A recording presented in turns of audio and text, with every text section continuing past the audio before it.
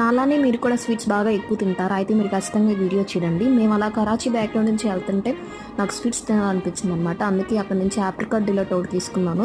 Taste అయితే వేరే level. నేను ఫస్ట్ టైం ఇక్కడే ఆప్రికాట్ డిలైట్ ట్రై చేసిన, అందుకే అప్పటి నుంచి ఇక్కడే తింటాను. నెక్స్ట్ వచ్చేసి మస్కా బన్ను. ఇక్కడైతే ఈ నీలోఫర్, ఎప్పుడైనా మీరు నీలోఫర్ కేఫ్కి వెళ్ళినప్పుడు ఇక్కడ టీతో పాటు ఈ బన్ కూడా తినండి. చాలా అంటే చాలా బాగుండిద్ది, వేరే లెవెల్ అనమాట టేస్ట్. చూడండి బన్ ఎంత సాఫ్ట్గా ఉంది, ఎంత ప్లఫీగా ఉండిద్దో, చాలా అంటే చాలా బాగుండిద్ది. మేము టీ లేకపోయినా నార్మల్గానే తినేసామన్నమాట. మస్కా అంటే బటర్ అంట. నేను ఆ పేరు ఫస్ట్లో నవ్వుకున్నాను, తర్వాత అర్థమైంది మస్కా అంటే బటర్ అని. సో టేస్ట్ అయితే చాలా బాగుండిద్ది, మీరు ఎప్పుడైనా ట్రై చేయండి.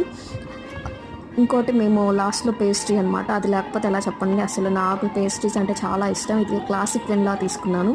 ఇది కూడా మరీ ఓవర్ స్వీట్ ఏం కాదు, అంత అది అలా అని అసలు స్వీట్ లేకుండా ఏమి ఉండదు, మీడియం, చాలా బాగుండిద్ది. నాకు చాలా ఇష్టం. ఇది కూడా ట్రై చేశాను, మీరు ఎప్పుడైనా ట్రై చేయండి.